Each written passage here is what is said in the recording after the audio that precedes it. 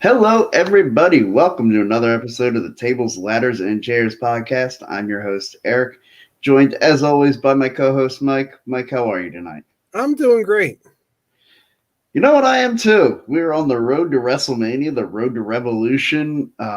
What a weekend we have coming up for Yeah. Revolution. I want to start with that, and then we can kind of get into our road to WrestleMania. Okay. I know that tonight they have the Casino Battle Royal Right. to determine the fourth team. We nailed the Jarrett and Jay Lethal team. Correct. That was I felt like a pretty obvious one.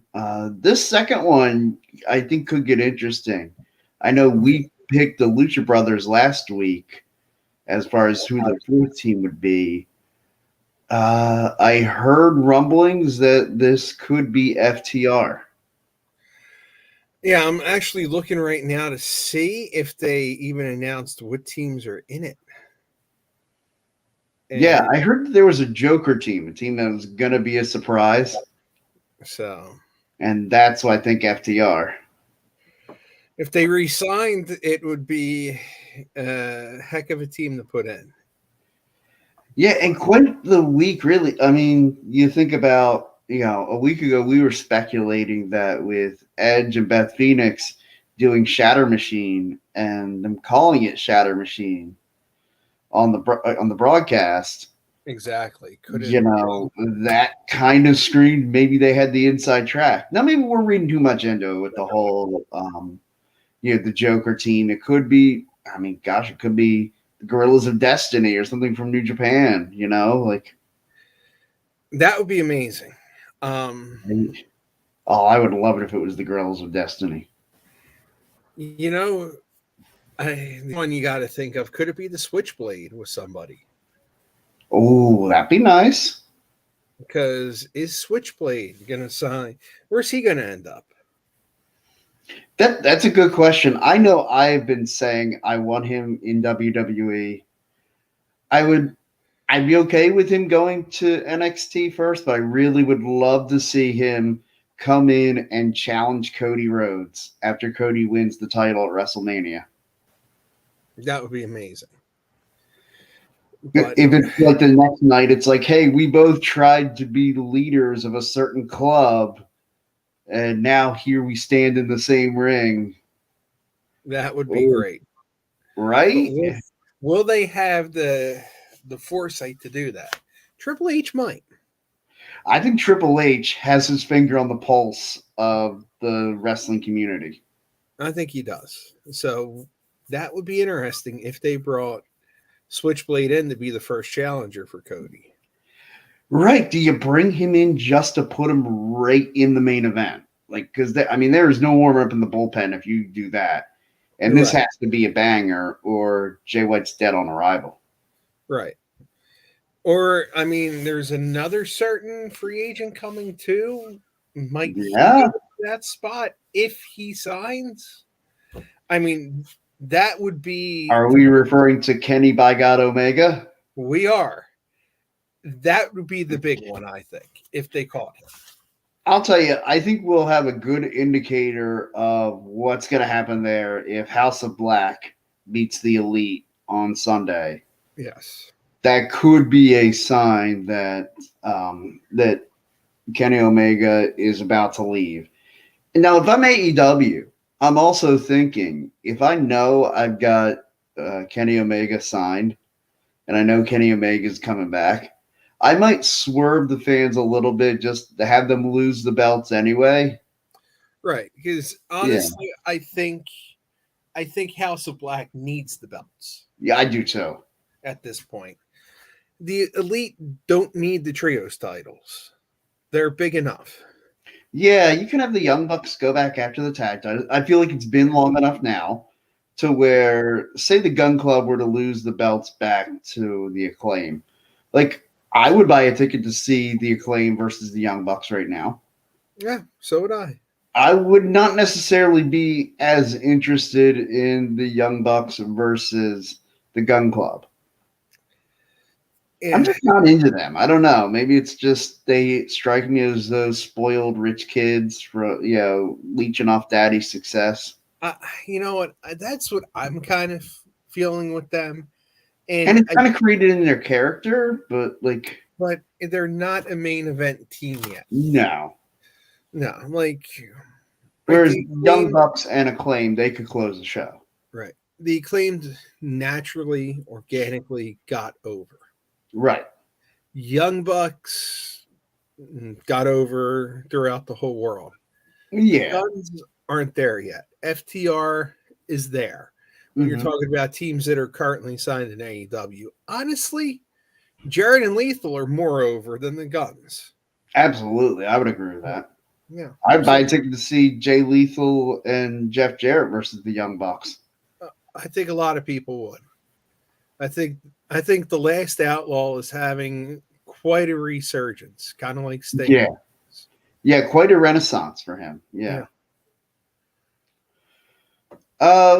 So let's talk a little bit about the AEW Championship match. If you were writing it, if you were the producer, you're in charge of that match, how do you direct them? Like, what kind of direction do you want to give them? I would have them go maybe 1-1-2-2 until like the final 5 minutes. Yeah, I agree. I don't think this should be like a bevy of falls, like a WWE Iron Man match. Right. This should be like 1-1-2-2 tied last 5 minutes. And then somehow, some way, MJF cheats and retains the title. Yeah, so he wins like 2-1 or 3-2. He wins 2-1 or 3-2 under very questionable circumstances. Because they want him to be the main. As much as I love Bryan Danielson, and he's one of my all-time favorites, I think it's not time for him to win the AEW title. I think more can be accomplished by him creating the mega star of MJF. Yeah. And I think maybe somebody surprisingly comes out and costs the Dragon the title. But I think MJF somehow, some way has to win this match. It's a must win for him and his character. I agree. I think would you be interested in the idea of, and not necessarily to bring back the Pinnacle, but like another like heel group for MJF, maybe have like, I don't know, Wheeler Yuta turn on Bryan Danielson? Maybe. Yeah, I think MJF might need a group with him again. Yeah. I think he's better as a leader of a heel group. The Pinnacle, they did their job. I mean, they had a good feud with the Inner Circle. Yeah. Blood and Guts with the crash pad was kind of because the pad came up so much, it was kind of a crappy ending. Yeah, it was very gimmicky, that ending, but a great match. Great match, but you kind of need it.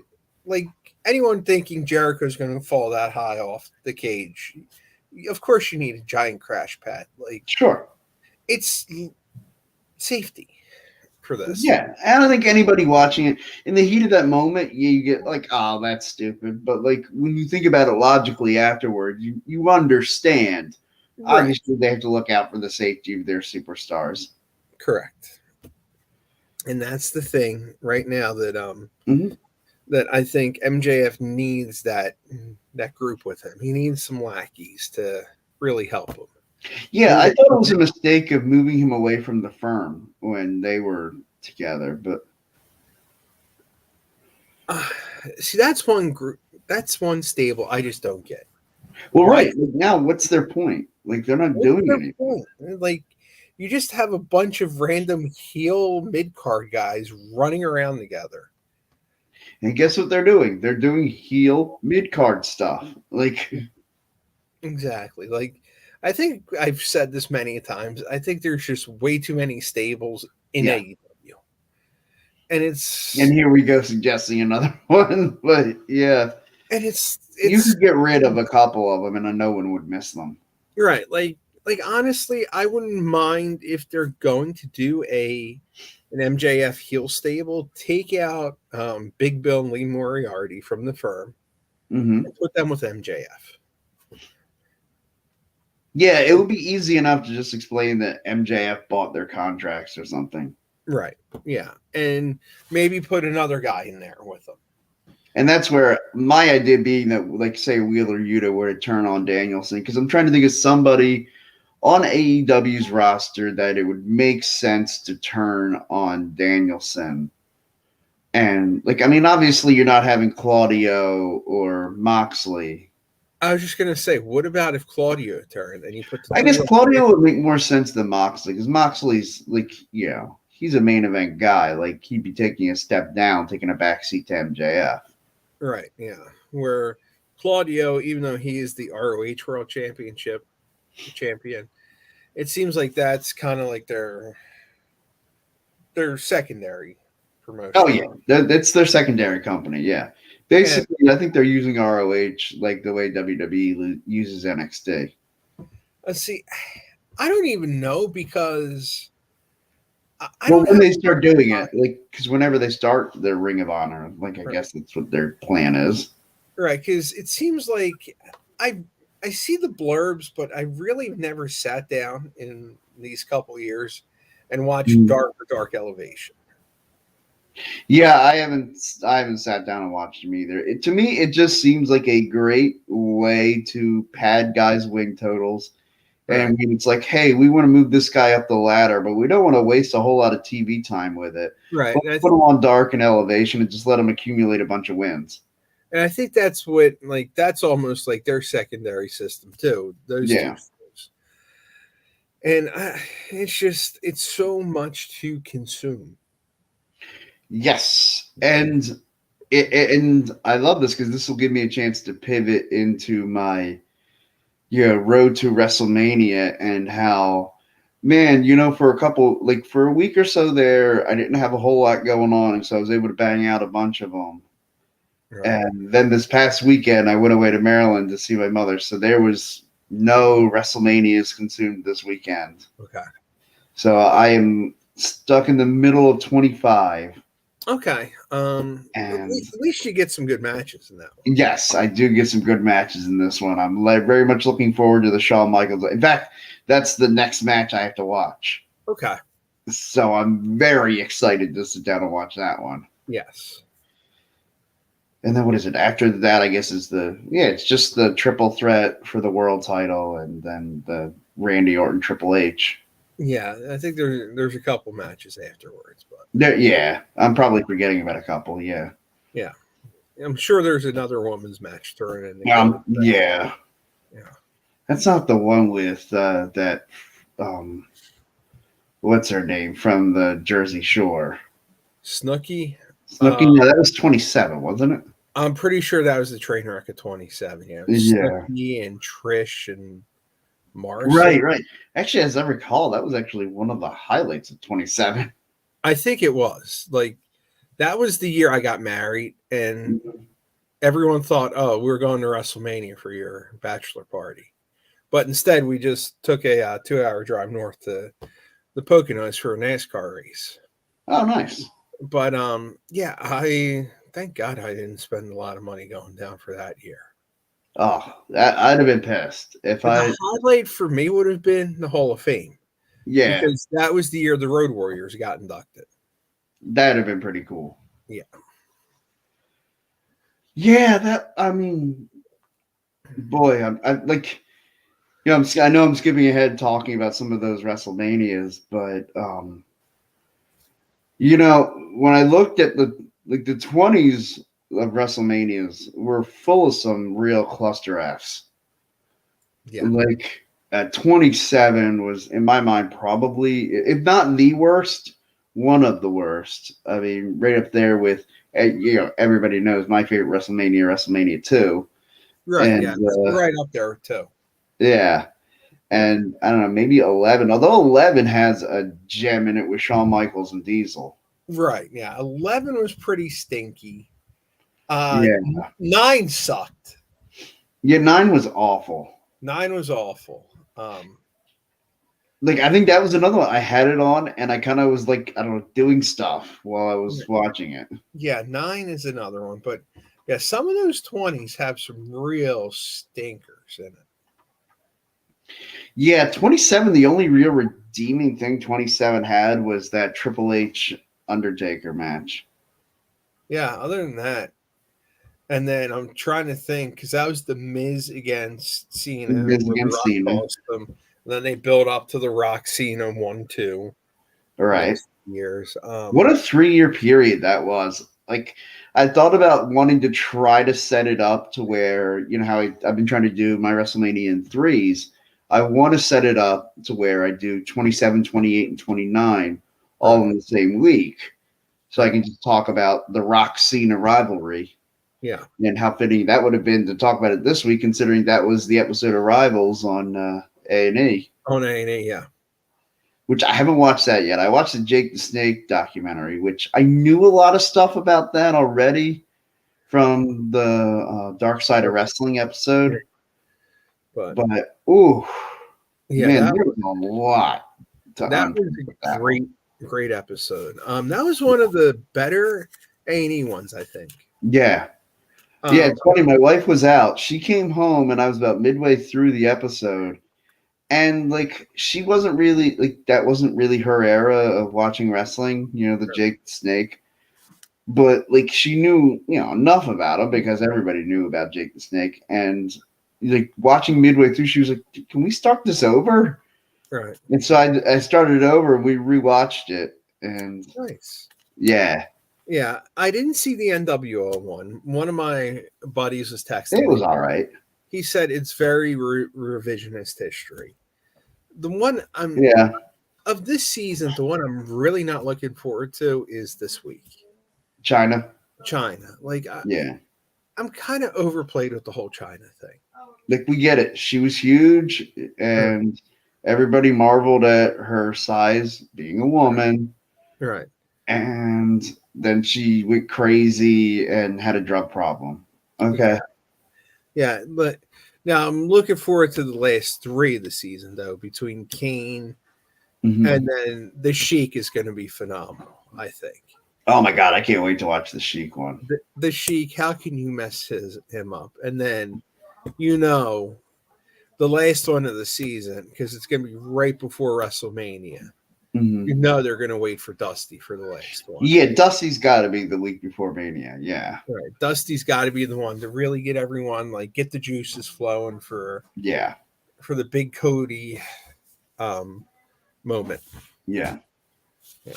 I agree. Yeah, that's got to be the, you know, that's got to be the Rhodes week. Yeah, it really does. Because yesterday I was a little sick with a migraine. So in the afternoon, I was just, before I picked the kids up, I was bored. So I threw on a WWE Championship Wrestling from 1980, the first episode of 80. Okay. And it's kind of like where you're building the Zbyszko San Martino feud a little bit. Nice. Yeah. And you see the Samoans, and it's just amazing. When you look at Sika and Alpha, just the dynasty they have built. When you look at it. Yeah, that's amazing. The dynasty that family has created. I mean, when you look at just those two guys, then the nephews, the sons, the cousins, it's unbelievable. I mean, Rikishi has 3 sons in the WWE right now.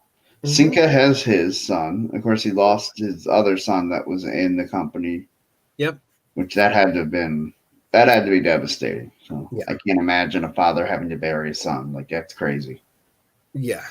Yeah. My parents. I know you talked about how, Yeah, my parents have had to do that. And then my sister-in-law had to do it last year. Unbelievable. It's awful. Yeah. Yeah. That's very uncomfortable. But man, what a wild story that they've all had. Like, and not considering Rodney Yokozuna. Yeah. And see, That's who I really want to see someone do a documentary on. I Either know A, WWE did one. no, I want to see it on Alpha. Okay. I either want to see either Alpha or Alpha and Sika together, because just think of all the people Alpha trained too. Right. Like his extensive, like who could come out and talk about his training and all. That would be an amazing one for wrestling nerds like you and I. Sure. I think there's a number of them that they could do that would be fantastic. Like a Harley Race one. Would love a documentary about Harley Race. Yeah. Superstar Billy Graham. Again, the same idea. How many guys that they trained as well. Oh, well, think about Billy Graham. I mean, if Right. it wasn't for him, there'd be no Jesse Ventura copying. Right. There'd be no Hulk Hogan. Yep. Because let's face it, they carbon copy ripped off the Superstars gimmick. Yes. Oh yeah. Dead ripoff of Superstar Billy Graham. Yeah. I mean, each of them, put their own spin on it. Hulk Hogan took it to a whole new level, but it's Superstar Billy Graham. Like he's the influence for that. He's the influence. Yeah. If you don't have Billy Graham, you don't have those two guys. Yeah, I agree. The other guy I would love to see a documentary on, and I don't even know how they could pull this off if enough people who knew him are even still alive. A Lou Thez documentary. Oh, wow. That... I just don't... One, I don't know how much of an audience it would get because of how... you got to be a real wrestling nerd to appreciate the greatness of Lou Thez. Yeah, you do. And I don't know if there's enough of us to be able to have an audience to pull from. That would be tough. That would be, I think, more of a dark side people would have to do that one, I think. Yeah. Because with Dark Side and Tales from the Territory, I think they really appealed to the diehard nerd section in a lot of ways. Agreed. And they bring out guys and talk about guys that I even have a hard time remembering. Right. And maybe they should do something like that. Do because think about it. You have enough historians. You have Irv Muchnick still around who could tell stories. Sam's nephew, who was in the Snuka documentary. Okay. Cornette definitely still has a lot of information about that Thez period. I even think probably Jim Ross, if he agreed to work with them on, because I know he doesn't want to work with them anymore, he has a plethora of information.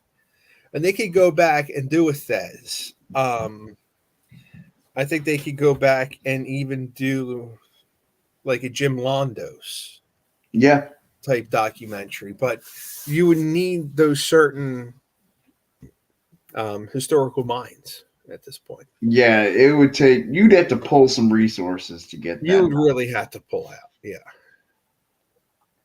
And I love the concept of what a lot of these documentaries, they immediately make me think of, okay, who else do I want to see? Right. And so that's why I immediately thought of a Lou Thez, a Harley Race. Now, I watched the movie on Andre the Giant. I feel like I've seen enough on Andre. I think Andre's... I feel like they told his story. Right.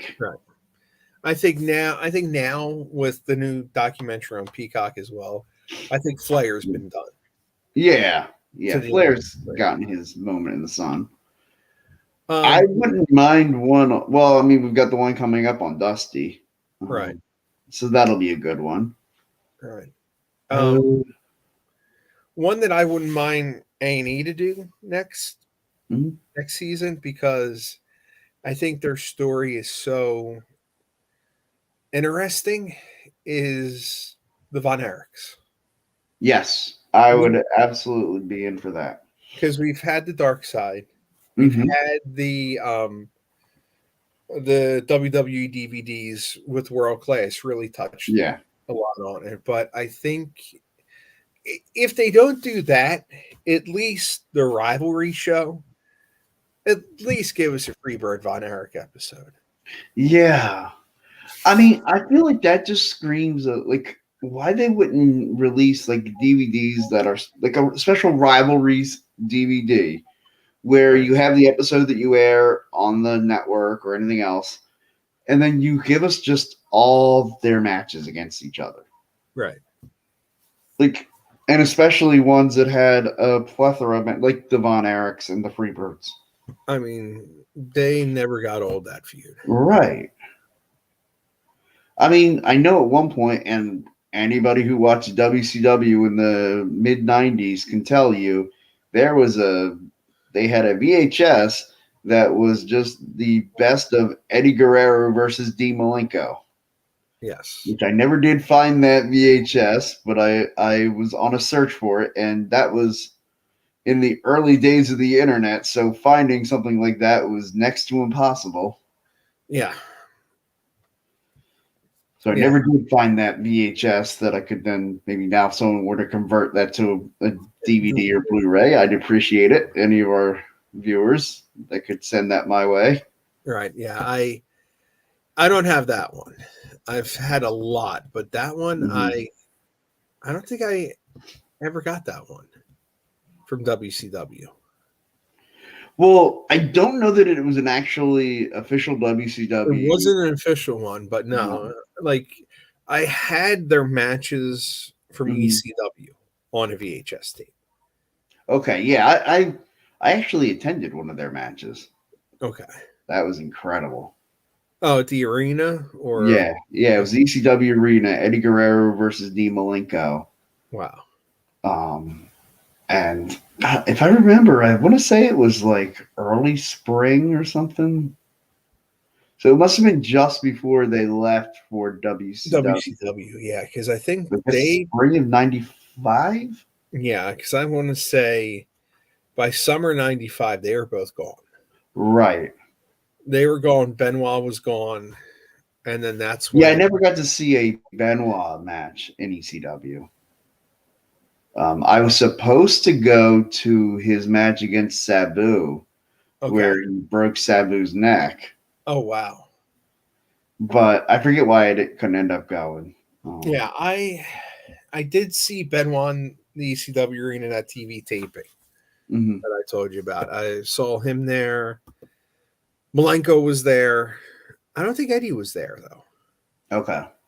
Because it was the night after the NWA title tournament. Oh, right. Yeah. Because I don't think Eddie was in.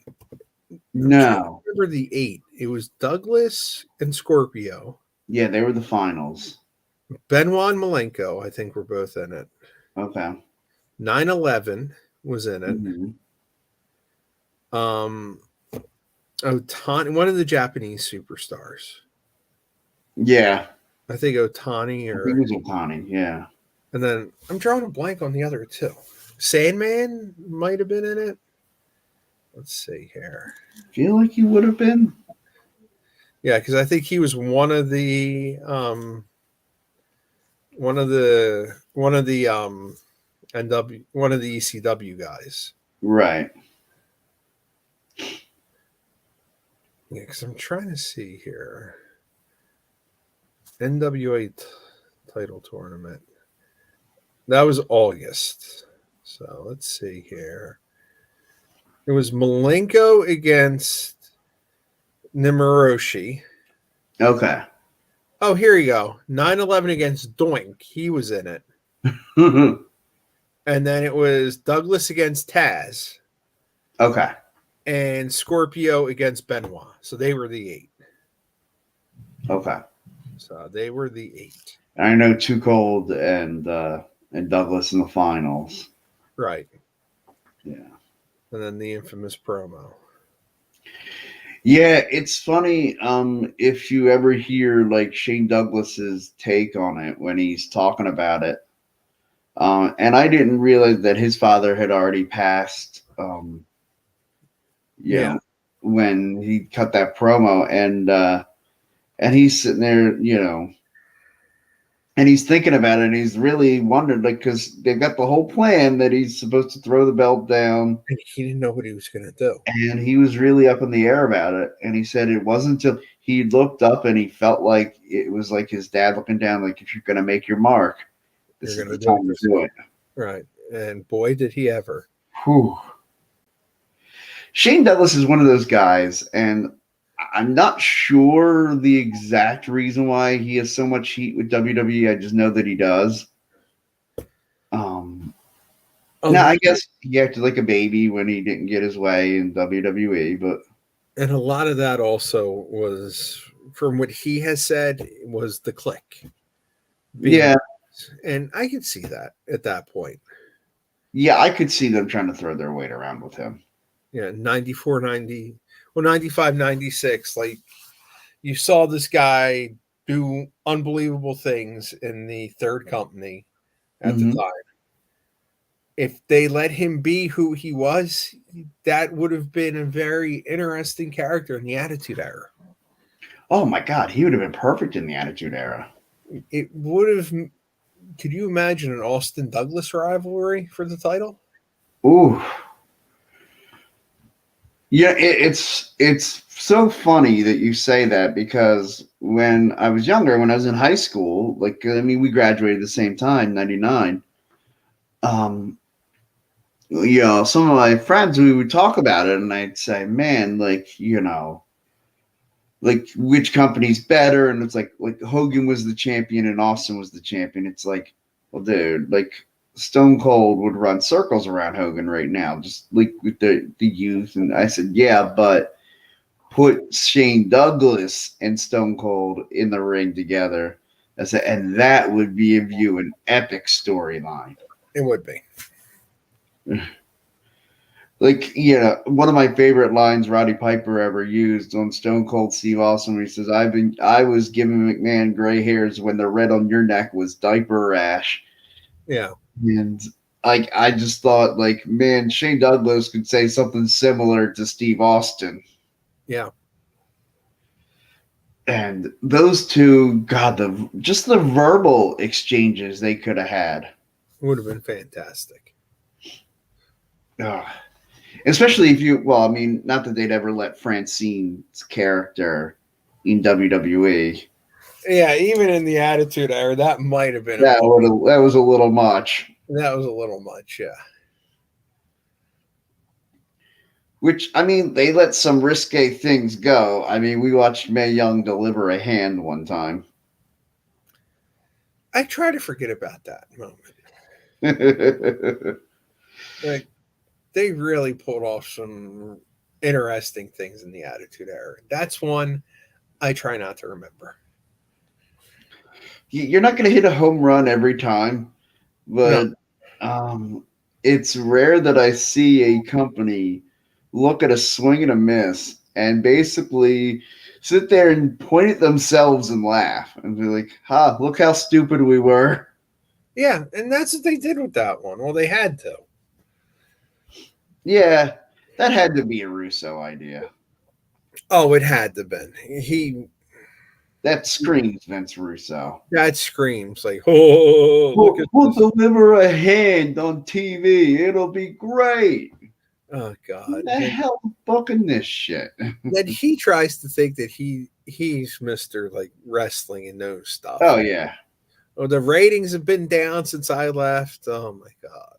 Well, and you saw what happened when he wasn't filtered by Vince McMahon, when he went to WCW and he ran that company into the ground.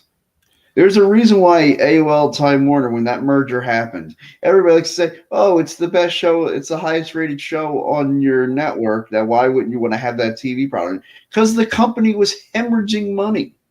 I don't care how many people are watching it. If it's hemorrhaging money, nobody wants to keep it. No, and the thing is, it was, maybe we should do like a special episode after WrestleMania, focusing on 99, 2000 WCW and how much of it. We should do that. We should sit here and watch every pay-per-view from WCW 99 and 2000. Okay, that's a terrible idea. Sorry. Oh man, that would be just Or maybe we could divide and conquer. You're like, you can take the even months, I'll take the odd months. And I don't know how we could sit through it. I mean, I've tried to watch some of them. I watched the Mayhem pay-per-view, the first one, just because I wanted to watch the Bret Hart Chris Benoit match. Right. You do get a few diamonds in there. Yeah. Well, when they were giving the rundown of the matches for the night, I'm like, holy crap! Like, this card is loaded. And I went through, and every match was a freaking dud. Yeah. Like, they had there was an I Quit match in there. I want to say it was like Sid and Goldberg or something like that in an I Quit match. It's like neither one of them were submission specialists. So. And I'm like, okay, like clearly they're just trying to do the Bret Hart Steve Austin thing, where they're going to pound each other into the dirt until one of them gives up. Right. And like, I don't even remember who won. Like, it was just not memorable. Like, no, it was kind of like when we were talking last week about the women's tag title match at last year's WrestleMania. Yeah. And we couldn't think of it. Well, the internet's working tonight, and I was looking when I looked up the NWA title tournament on Wikipedia on my phone. This is what we couldn't remember. Okay. It was Sasha and Naomi defeated, and this is where they won the tag titles. Okay. The champs were Queen Zelina, and Carmella. Oh, also in the match was Natalia and Shayna Baszler. And then the fourth team in the match was Liv and Rhea. What? And I couldn't remember this match? Oh. Yeah. Well, hold on. Liv Morgan and Rhea Ripley were a tag team at last year's WrestleMania. Yes. And now they're going to face each other on Friday night this week on SmackDown. Yes. And they're not even going to talk about that. Hey, this used to be a tag team, and this used to be a tag team like last year. We were in last year's WrestleMania as a team. Yeah, because it was, you know why we forgot about it? When you look at it, it sucked, and it was sandwiched in between Sami Zayn, Johnny Knoxville. Okay, was before it, so you had your Jackass match that everyone loved. Was that night 1 or night 2? Night 2. Okay. And then right after it was a classic, Edge and AJ Styles. Oh, okay. So that's why it's kind of like a forgotten. Like when I was sitting there flipping through, and night 2, I mean, that's why that match was forgotten about when you look at the whole card. Because it started out with RK Bro against the Street Profits and Alpha Academy. Another dud was Lashley pinned Omos. Yeah. Then you had the Jackass match. Then the women's tag titles. Then Edge against AJ. Mm-hmm. And then before they were the Brutes, Sheamus and Ridge against the New Day. Okay. In that never-ending feud. Yeah. And then it was the Pat McAfee against Austin Theory match. And then it was the main event. Oh, wow. Theory and McAfee went on semi-main on night 2. That's crazy. Semi-main. Well, they also say that after that, the semi-main was really McMahon against McAfee. But okay. So... But yeah, and no one wants to remember that 3-minute match of Doom. No. Vince McMahon, I think, has even tried to black out and claim that he had an Alzheimer's moment during that match. That was awful. And then the stunner. Oh. That was... He's never taken a good bump. I'm the first one out here telling you, Vince McMahon has never taken a good bump. No, he really hasn't. He looks so awkward every time he has to take a bump. Yeah. And the people who've wrestled him said that he is one of the best potato throwers, too. Like, he's stiff when he throws. Yeah, I heard Hulk Hogan say that about him. Yeah. I've heard Hogan Austin said it once. Yeah. That, like, he's really stiff in the ring. That's hilarious. And for someone who, like, your whole business is what goes on in the ring, maybe you just shouldn't be in the ring. He shouldn't. Like, he has done so much. He doesn't need to. Like, last WrestleMania, that was just a joke when he got in there. Yeah. And I mean, I don't think it was ever meant to be taken seriously. No, oh, God, no. No. And then just think Theory's going to go from McAfee until Cena for his WrestleMania opponents. Ooh. What a progression that is in 1 year. Yeah, that's a big step up. That really is. And I mean, that was really made clear this week, too, with the way he was talking backstage.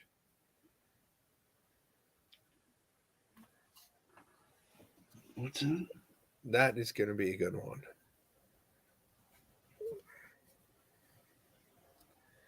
Now, I'm wondering if tonight they're going to add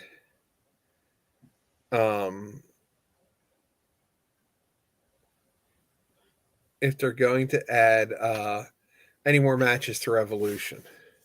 Yeah, I'm curious about that.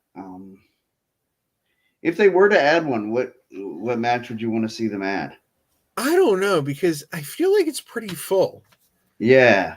The one that maybe they should add, considering they have that triple threat match for the women,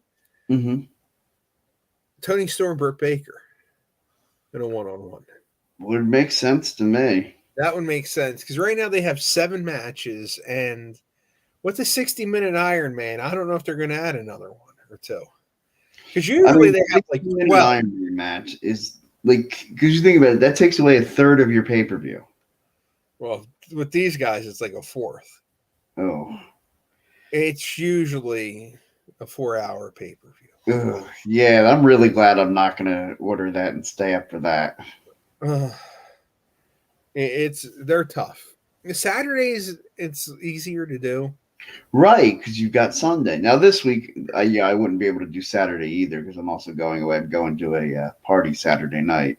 Oh, nice. Yeah. But, yeah, I mean, because I'm really hoping they do not put a Jade Cargill match on the show.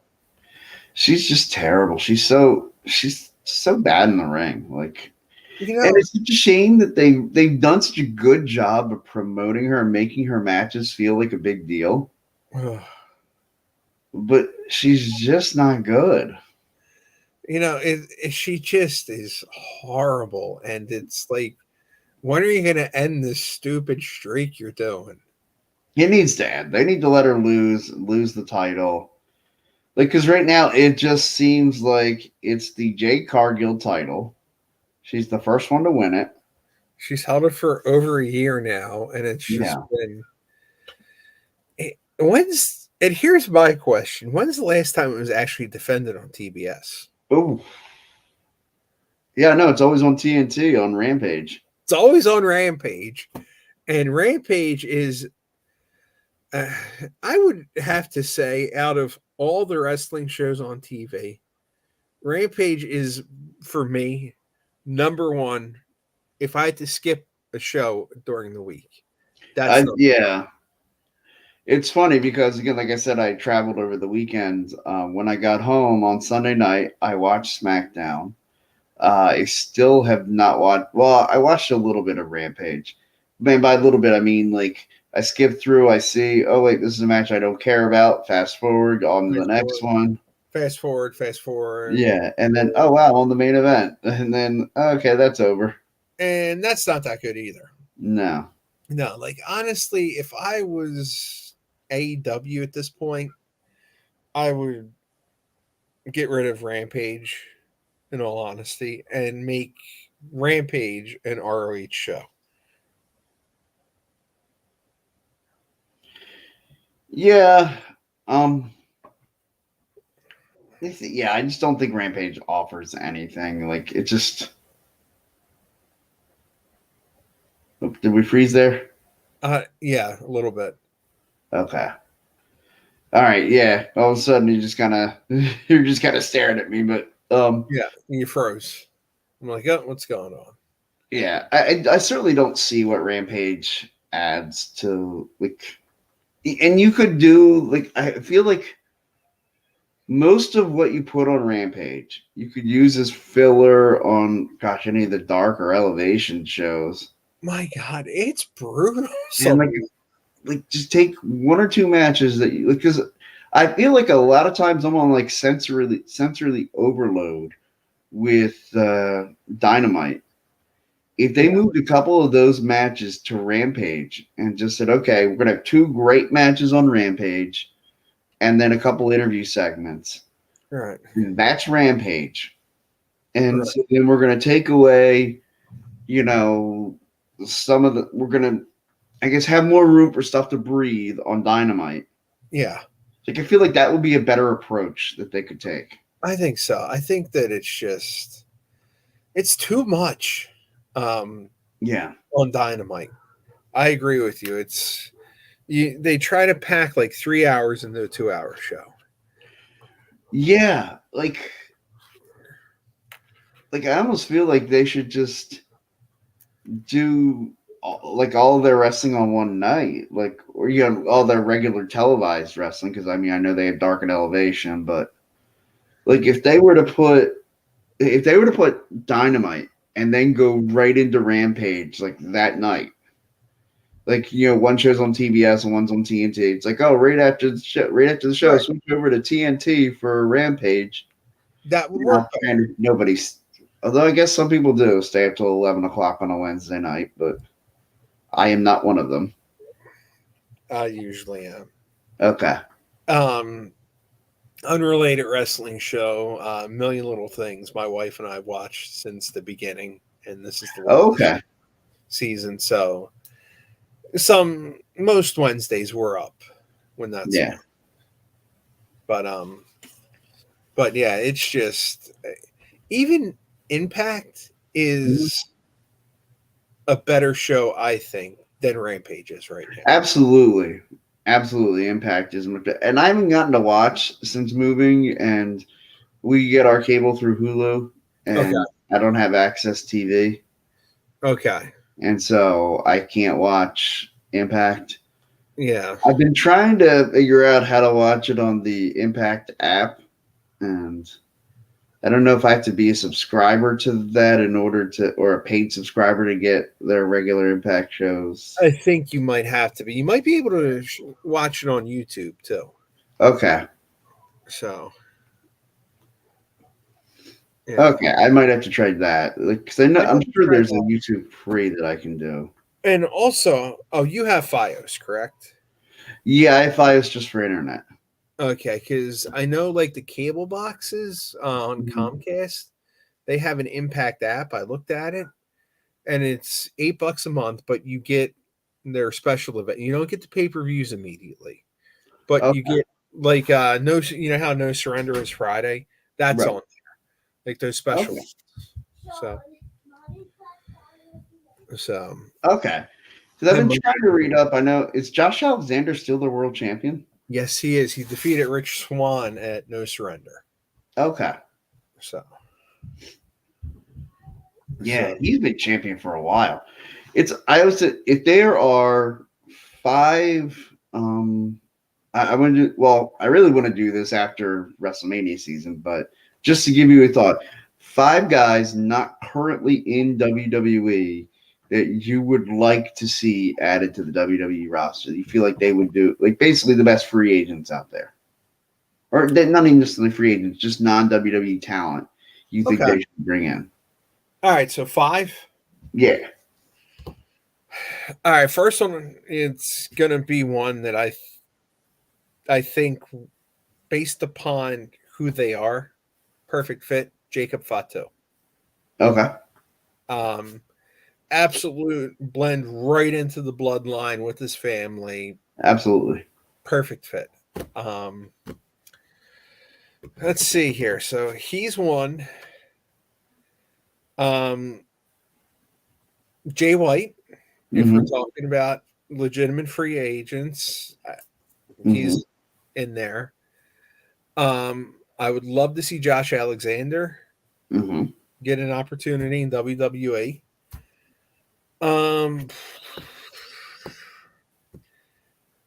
You know what? MJF. Okay. MJF Cody this time for the WWE title would be amazing. That'd be pretty awesome. And fifth guy. Let's see. And it could be a female competitor too, if you want. Right, yeah. See, I'm trying to think like female wise who I'd want to bring in. Yeah. Who hasn't been in WWE Mm-hmm. or even a return. Oh, I got one. Nick and Mickey James Aldis. Bring them in together. Yes, I like it. Bring them in together. I think that would be because for what Nick did with the NWA World Title, started bringing prestige back to it. I would love to see him get an opportunity. I would too. I would really enjoy that. I think that'd be a lot of fun. Yeah. And then just for the purpose of it,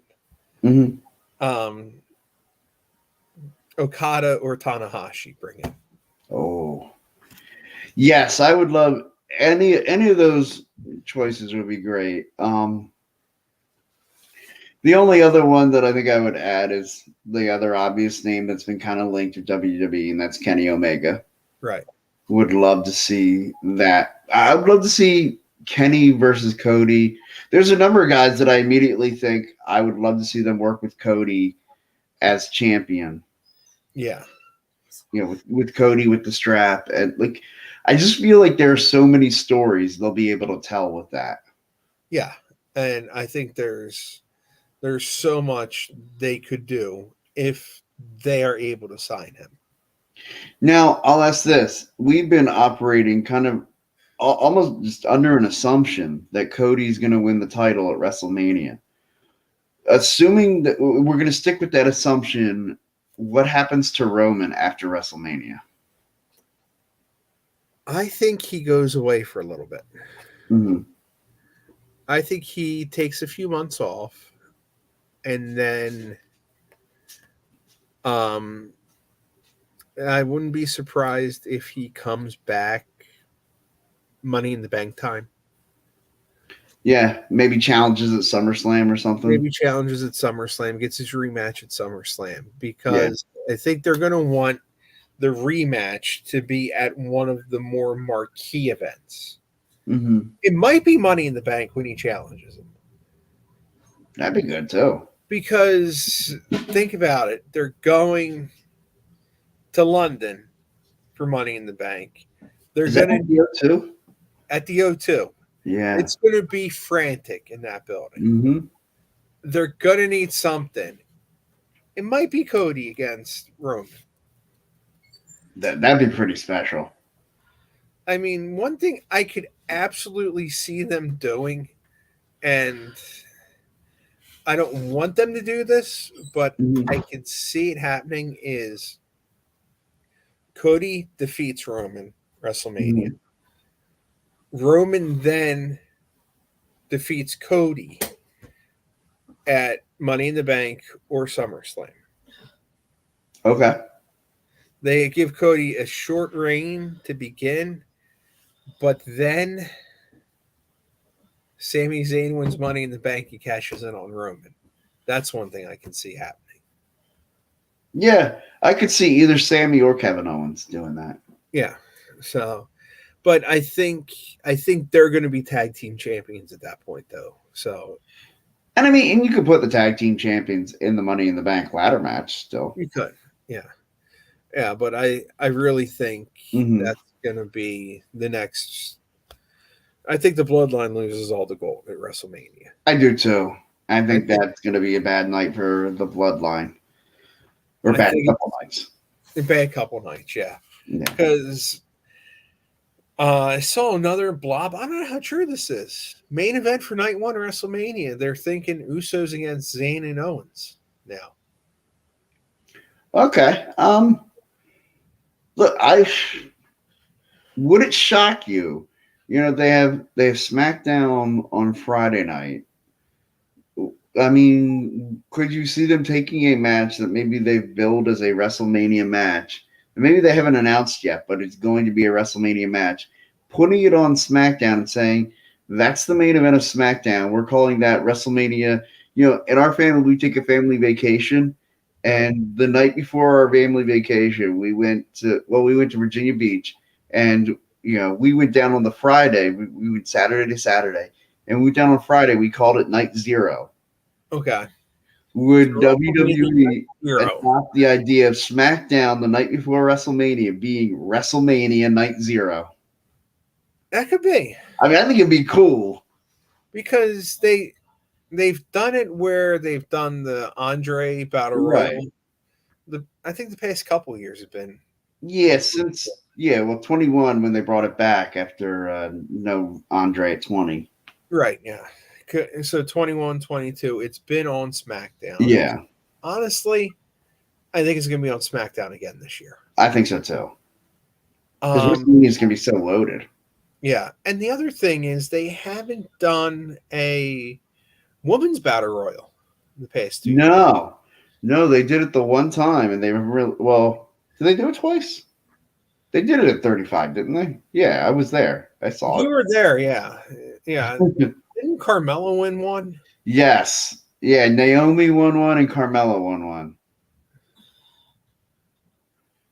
Yeah, Naomi and Carmella each won one. So they did it twice. Okay. But then again, I mean, they've cut down that women's roster, so tragically. Yeah, they really did. And that's the thing. By the time you think about it, you're going to have 2 women's title matches, which are going to be boring this year, I think. I think so, too, especially after how good the last couple of years were. Yeah. And then let's face it, it's tradition. They're going to have a fatal 4-way for the women's tag titles. Yeah. So Becky and Lita versus Damage Control. Yeah, what are your thoughts on Becky and Lita becoming women's tag team champions? I wasn't stunned by it. Like, I think Stevie Wonder saw that was going to come. They did get it? Yeah. My thing is, I really, really, really hope that they don't do a 6-woman tag match at WrestleMania. I have a bad feeling that's where we're going. I have a sneaky suspicion we're going there. However, what I'd rather see is Trish and Bayley one-on-one. Yes. I think that would be fantastic if they actually did that in a one-on-one match, and then let the other Damage Control. Others in a tag team title match. And you can even gimmick it, maybe make it a 2 out of 3 falls match or something.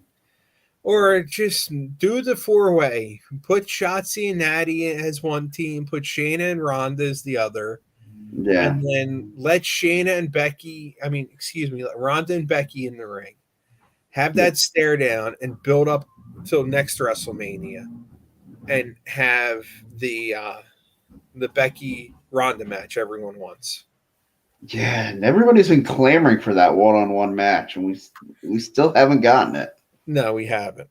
I mean, heck, I thought that was going to be our main event at 35, and I was so excited because at that point I already knew I was going, and it was just, I thought, oh, this will be great. We're going to finally see Ronda Rousey and Becky Lynch, and then we got Charlotte thrown in there with us, and it was a train wreck.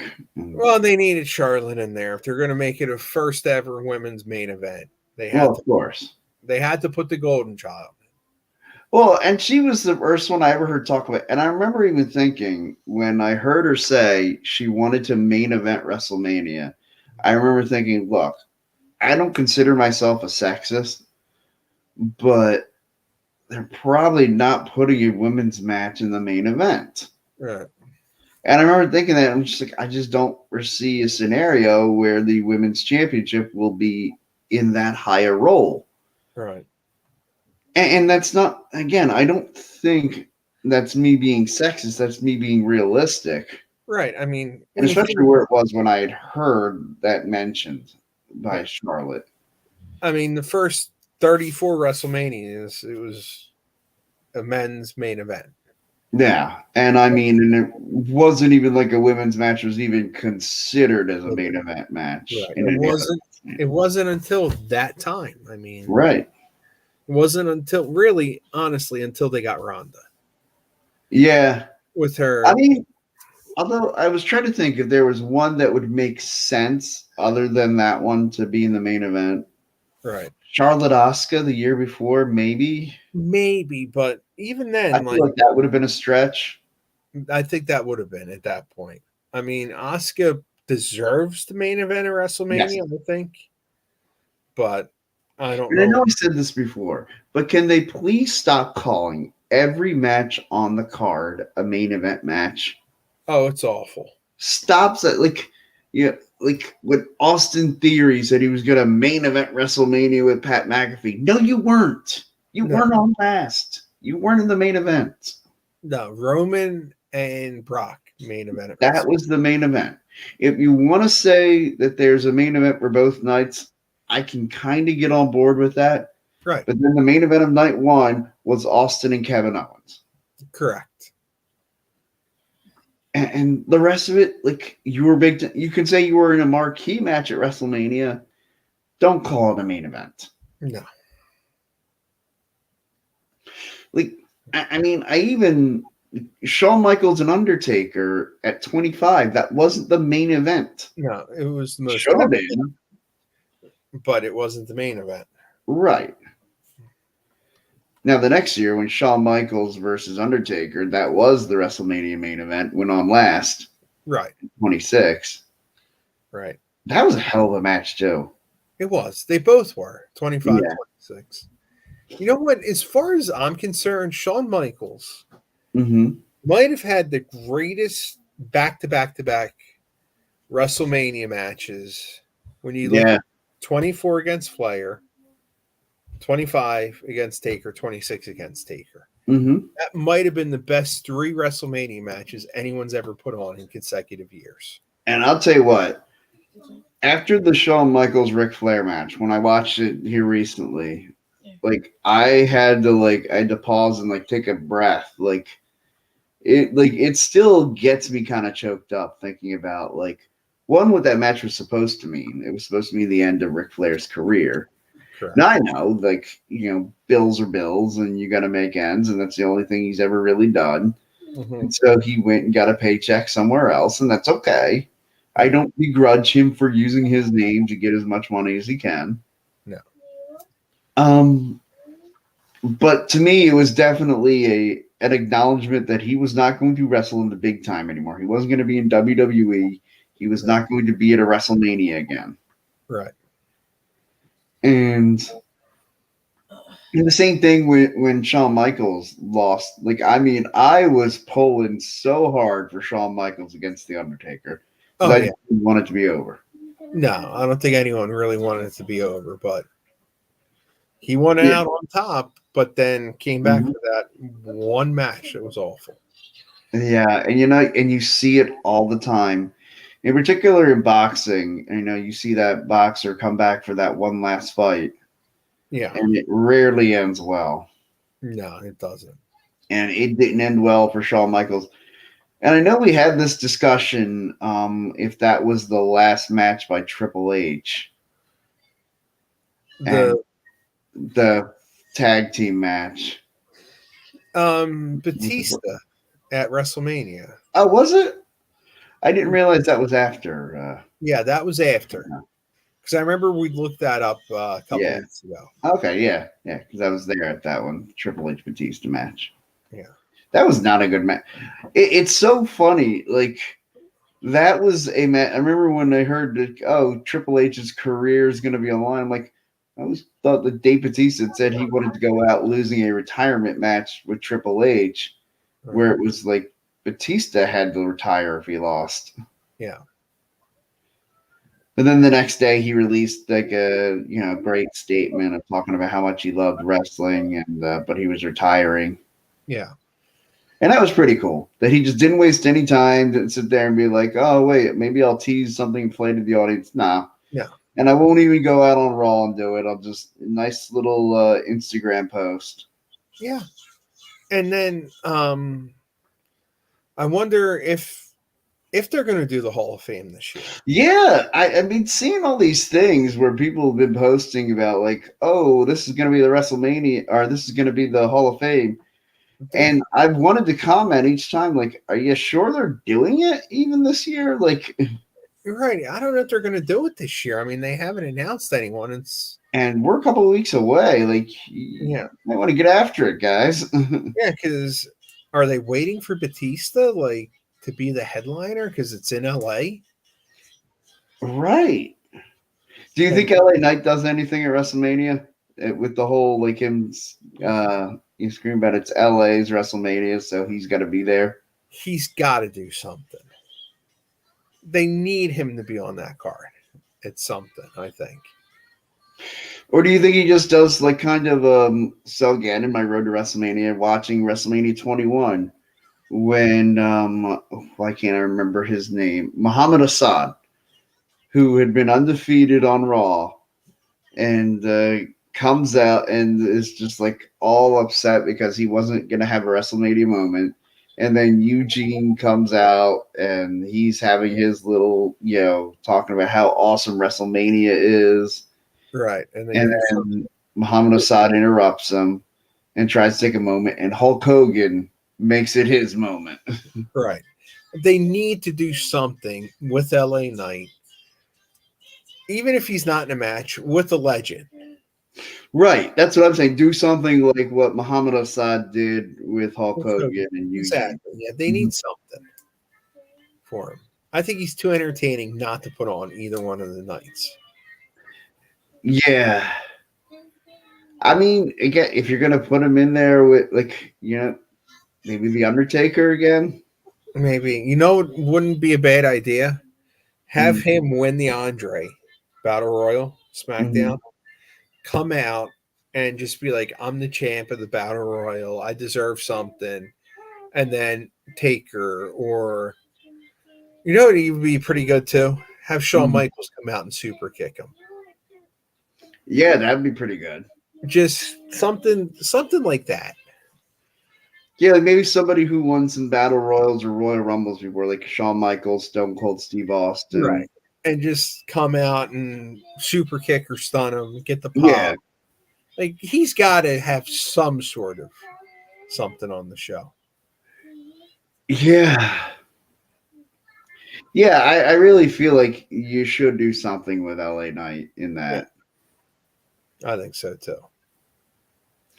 All right. I think that's gonna about do it. You know what? Before we get out of here, I just want to predict the main event of Revolution. I know you think MJF retains. I think I'm gonna go with you on it. Like you said, they're gonna shenanigans like 2-1. There's gonna be shenanigans, and he's gonna win it somehow. Yeah. I think the bigger question marks are. Hold on, let me bring the card back up. Mm-hmm. I think the Texas Death Match could go either way. Oh, yeah. And then the women's championship match. Yeah. Because the way they're blending that feud in, it could go either one of the three could win, and it wouldn't surprise me. Now, I mean,